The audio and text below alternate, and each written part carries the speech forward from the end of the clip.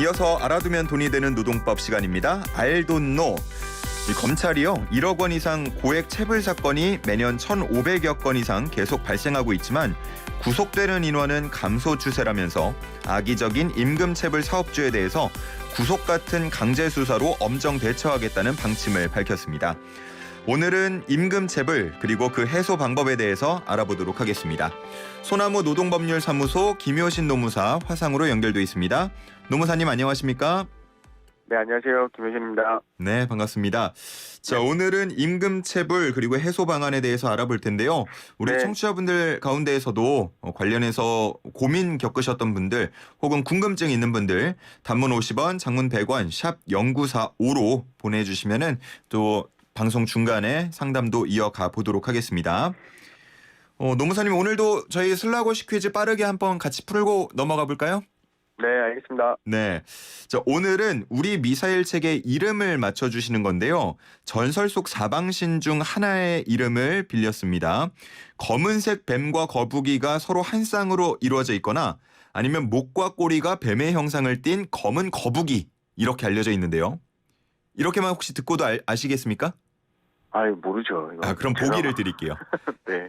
자, 1번 주작, 2번 현무, 3번 순무, 4번 전현무. 아시겠습니까? 알 것 같아요. 네. 힌트 하나 알 것 부탁드리겠습니다. 네. 그 뉴스에 지금 회자되고 있지 않습니까? 강릉 비행장에서 이걸 쏘았는데 다시 기지 안으로 떨어졌다고 해서. 그렇죠. 네. 바로 그래서 그 아주 이슈 문제가 때문에 되고 준비를 있습니다. 했습니다. 네. 아마 뉴스를 보시는 분들은 다 알고 있을 것 같아요. 전현무 씨가 놀랐을 것 같아요. 죄송합니다. 죄송합니다. 전현무 네. 씨가 놀랐을 뉴스다.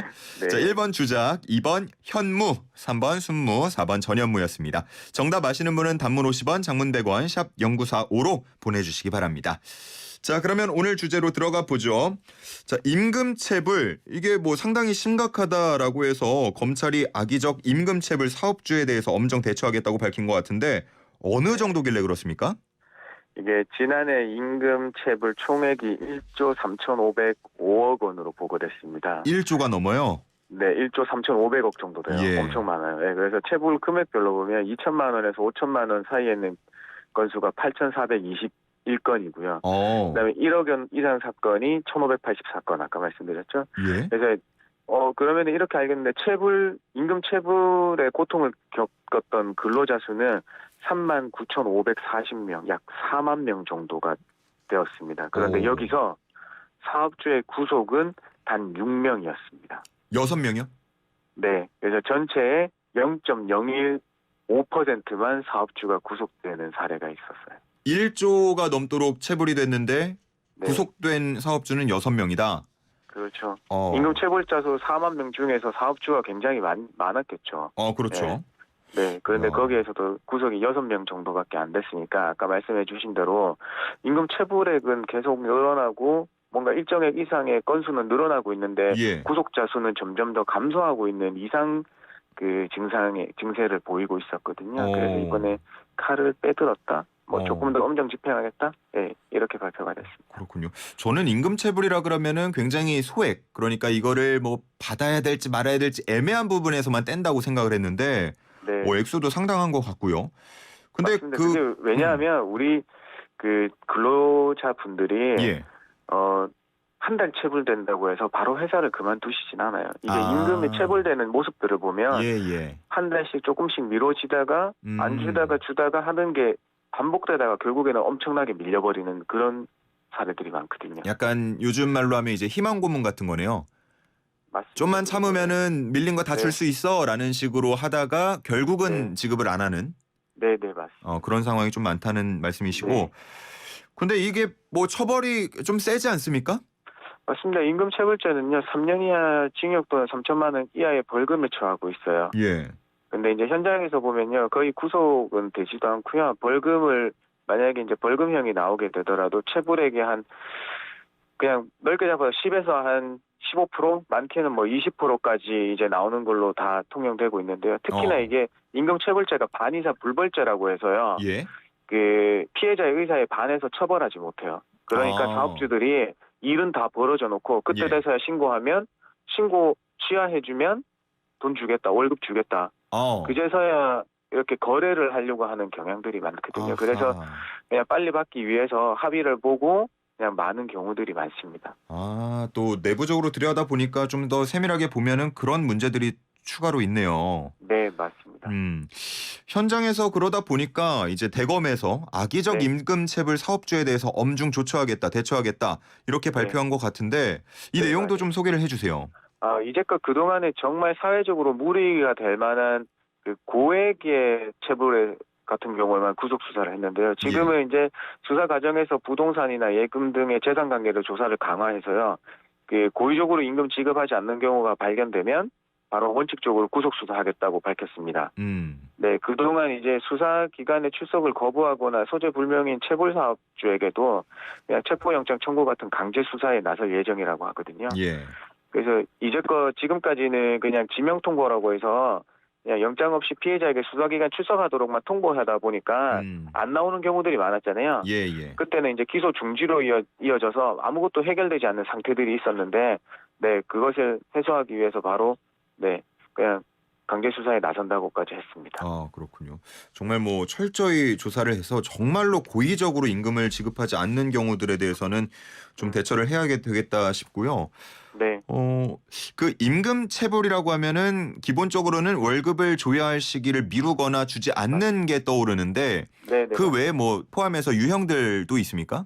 네, 그렇죠. 아까 우리 그 아나운서님이 말씀하셨다시피 그냥 약간 소액의 체불들만 있다는 줄 알고 계셨다는 말씀이 연장 야간 근로수당 미지급에 같은 이 소액적인 그 체불이고요. 그다음에 최저임금을 이하로 주는 최저임금 위반의 문제가 있고요. 그다음에 직원을 근로자로 인식하지 않고 그냥 다른 뭐 프리랜서나 이런 걸로 인식해줘서 법정 수당을 지급하지 않는 경우 그것도 있고 그다음에 급여에서 막 그냥 아무런 동의 없이 사용자가 그냥 불법적으로 공제해버리는 경우들. 그다음에 다섯 번째는 그 도산이나 회사가 망해서 임금을 전혀 지급하지 않는 경우. 이렇게 5가지로 크게 분류할 수 있습니다. 그렇군요. 네. 그러면은 그 5가지 중에서 피해가 가장 큰 유형은 어떤 건가요? 사실 이제 1번에서 4번 형태는 체불은 수당의 일부 미지급이나 최저임금 위반 문제니까 그다지 크지 않아요. 대신에 이제 도산했을 때는 전혀 지급되지 않는 거니까 그게 제일 크다고 볼 수 있죠. 그래서 아예 경제적 요인에 의해서 회사가 망해버리는 경우잖아요. 그래서 그 망해버리는 순간에 일순간에 일어나는 경우도 있지만 계속 전조 현상이 일어나기 때문에 아까처럼 밀리거나 못 받거나 하는 개월 수가 한두 달이 아닌 뭐 4개월, 5개월 되는 경우들이 있습니다. 그래서 그 경우가 가장 큰 피해가 큰 유형입니다. 근데 회사가 망해서 임금 체불이 되는 거랑 뭐 최저임금을 안 지키는 거랑 이거는 조금 대책이 다르게 나가야 될 것 같은데 이 부분은 어떻습니까? 그렇죠. 이제 임금 체불의 원인을 말씀해 주셨는데 이게 이제 경제적 요인이냐 아니면 비경제적 요인이냐. 아까 말씀드린 연장 수당이나 법정 수당 미지급이나 최저임금 위반의 문제는 비경제적 요인으로 보거든요. 어떤 거냐면 사업주가 법을 알면서도 준수할 의식이 낮다거나 아니면 법을 몰라서 적용을 못 시킨 경우들이 있거나 그런 경우거든요. 네, 이런 경우에는 그 이제 사업주에 대한 그 임금체불에 대한 근로감독 강화 등의 예방적 기능을 수행하게 되고요. 그다음에 아까 말씀드린 도산 회사가 기업이 망해서 어쩔 수 없이 지급하지 못하는 경우는 경제적 요인이니까 이거는 사업주가 어떻게 통제할 수 있는 것도 아니거든요. 그래서 요거는 이제 불가피한 사정으로 발생한 그 도산 같은 경우에는 사후 구제 방안으로 그 해소하려는 노력들이 있습니다. 그렇군요. 그 간혹 가다가 보면은 정말 악의적인 경우에 일부러 표면적으로 회사를 도산시키고 뭐 이런 경우도 혹시나 있습니까? 그렇죠. 왜냐하면 그걸 위장 폐업이나 위장 도산인 경우들도 많거든요. 왜냐하면 여러 가지 법인을 설립한 다음에 어느 하나의 어떤 그 뭐 전략이나 뭐 그분의 뭐 어떤 그것 때문에 위장 폐업하거나 위장 도산시킨 다음에 사업 그 근로자들의 급여를 다 그냥 안 주는 경우들이 있어요. 네, 그런 경우가 정말 악의적인 임금 체불이라서 이제껏은 그런 또 악의적 체불은 그 체불 근로자 수들도 많고 금액도 커요. 엄청 커요. 네, 그렇기 때문에 이제껏 그런 경우들은 구속 수사를 해와서 해왔습니다. 그리고 이제 그분들에 대한 임금 해소 방안은 결국에는 국가가 그 운영하고 있는 대지급금 제도라는 게 있거든요.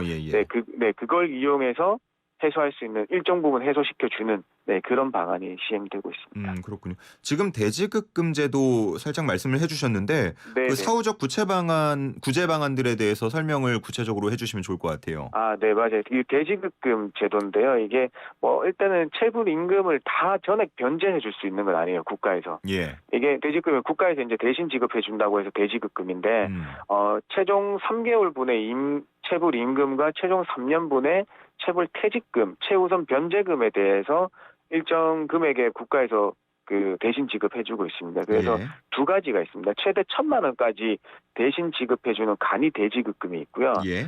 그냥 이제 파산 선고받거나 노동부에서 임금 지급 능력이 없는 것을 인정해주는 경우 이제 도산 대지급금이라고 하는데요. 이 경우에는 근로자 퇴직 당시 연령에 따라서 최대 300만 원, 320만 원까지 월 보장되고 있거든요.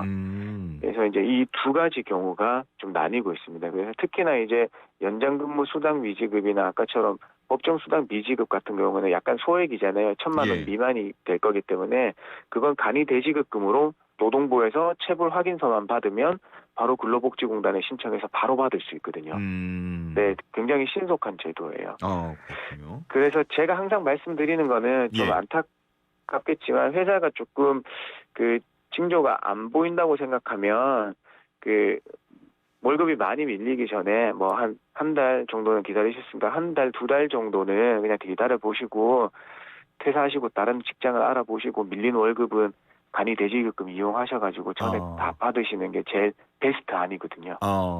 근데 네. 또 그 당사자 입장이 되면요. 그렇죠. 말처럼 좀 쉽지는 않을 것 같긴 합니다. 이것처럼 잘 되지는 않아요. 정말. 예. 그 마음을 제가 알고 있습니다. 예, 맞습니다. 자, 이렇게 오늘 임금 체불에 대한 얘기 좀 나눠봤고요. 상담 문자가 들어왔는데 임금 체불 관련은 아니고 다른 건데 좀 질문 좀 드리겠습니다. 네네. 퇴직금을 계산할 때 연차 수당을 포함하냐는 질문 들어왔어요.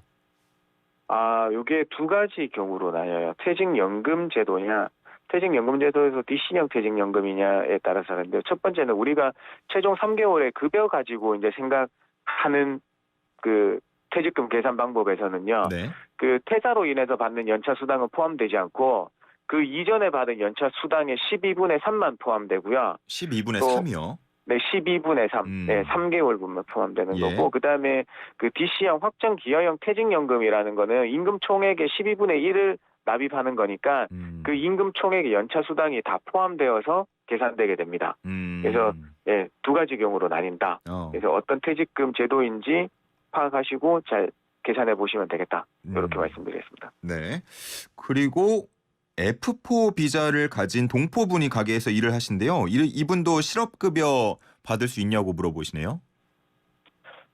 이게 이제 F4 같은 분들은요, 재외동포라고 해서 이분들은 이제 고용보험의 임의가입이거든요. 예. 하시고 싶으면 하시고, 그냥 의무가입 대상은 아니세요. 네, 그래서 본인이 가입할 의사가 있고, 거기에 이제 사용자가 동의를 해줘야지 가입이 되는 구조거든요.